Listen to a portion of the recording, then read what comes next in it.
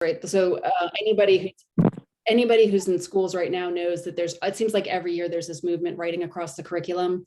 But it suffers from the same problem that the English teachers suffer from, which is we tell teachers what to do, but nobody bothers to tell them how to do it, right?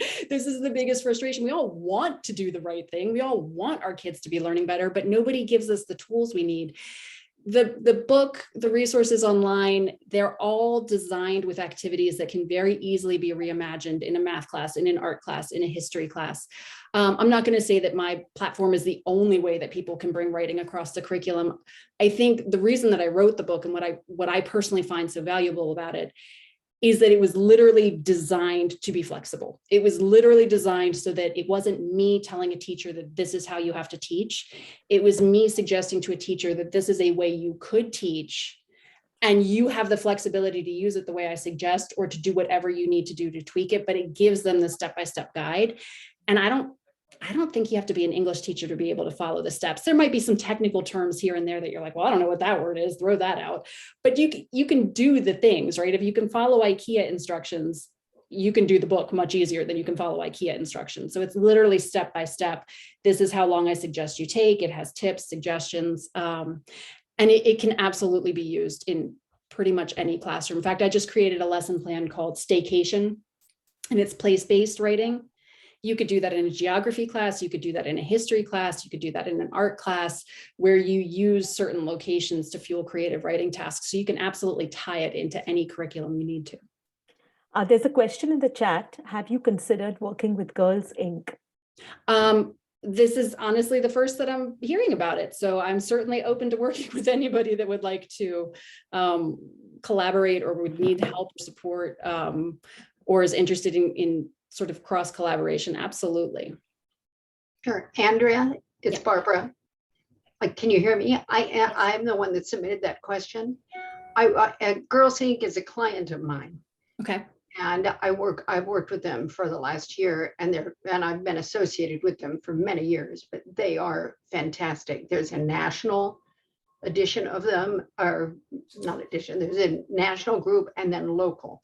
I work with the local group, but they have been recognized just recently. Well, let me just back up for a second.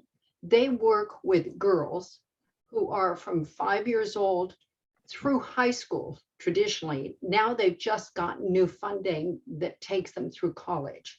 And the new funding came from a grant that was approved for them that was developed by or approved by the two ex-wives of Bill Gates and Bezos. They teamed up and they awarded Girls Inc. $10 million to do certain things, to follow a certain path. And that was to start working with college students and mentors and all kinds of things. So maybe we can talk offline about it, because I think it would be a great connection for you, because they are all about STEM and making sure these kids, and also teaching the kids things that they can go home and teach their family. Financial literacy is huge for their children. So yeah, because they come from underprivileged neighborhoods, and the parents never completed school. So the kids are bringing this new information home. So anyway. Yeah, I'd be absolutely happy to chat with you a little bit more for sure. You betcha. Okay. Any other questions?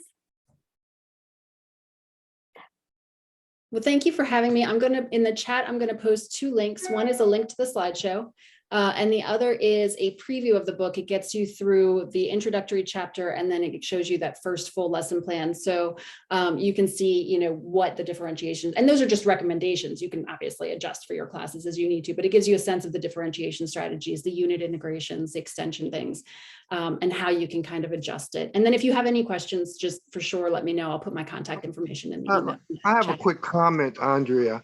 I'd like for you to describe, if you could, it's just curious, because when you just defined how students sit there and they're about to write, and then it occurs to them that, I can express my thoughts, my ideas, and I can creatively discuss matters with you.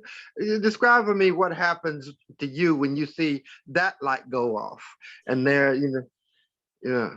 I mean, I think it's the same thing that happens to any educator, that moment where the kid gets excited about something, especially if Yes, it's yes. something that you thought, oh, they're going to hate this, right? And they're like, oh, right. You tell a Yeah. kid you can write for 60 minutes, they don't usually smile at that, right? Yeah, yeah. It's just, it kind of reaffirms as an educator why we're doing what we're doing, because it's really not about us, it's about them. And especially when you have a student who said, like I had one student who left a comment saying, I never really thought about writing before when I was younger, and none of my teachers ever really made me feel like I could write. And this is the first year where I feel like I can do the thing. And she wasn't saying like, you showed me how to do this. She was saying, I can do this thing, right?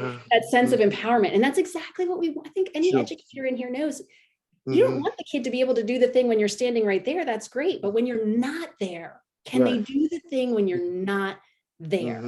And to have the students get excited about it, and also to see the different directions they take. Like I had one girl that was a videographer. Everything she did was film. I had one boy who absolutely detested English, hated English, let me know he hated English. And he turned out to be this brilliant web designer. And he created these amazing web presentations. And he thought he was getting away with something because he was like, well, haha, it's not writing. But I was like, haha, yes, it is. So, it's fun to see the kids be themselves and to see them get so excited about the fact that people are listening to them. They're not doing the thing that I want them to do. They're doing the thing that they want them to do. And I think that's what makes all the difference. They're still learning, right? I mean, I think it's important to make sure that everything we're doing still serves a goal. You don't want to be that cool teacher that isn't actually teaching. But if they can learn the content and actually love what they're doing, why would you do it any other way? Sounds great. Donna has asked whether you have a podcast or a YouTube channel. So I don't have a podcast yet. I'll be honest with you. I'm still getting used to the sound of my own voice. It sounds bizarre to me to hear it. And I know I have bad equipment. I literally just talk through the microphone, so it's very tinny. So maybe at some point. I just started a YouTube channel. It's got, I think, 3 posts on it. So it's not super exciting yet. But what I'm hoping to do is start talking about some of the strategies so that teachers in different curriculums or administrators, things like that, they can figure out engaging ways to create PD or activities for students that maybe are a little outside the box, but work, right? Because I think the reason most of us rely on writing formulas is because that's literally the only tool they've ever given us. And so the hope is to start creating more YouTube videos that give teachers more tools. Well, thank you so much, Andrea. You've lit a candle. You've lit thousands of candles in the school system, candles of learning. And you've lit a spark of joy in everyone who now looks at writing, your students who look at writing not as a necessary source of tedium, but something to look forward to. And thank you for sharing the journey with us. Well, thank you for having me. Very good. Awesome.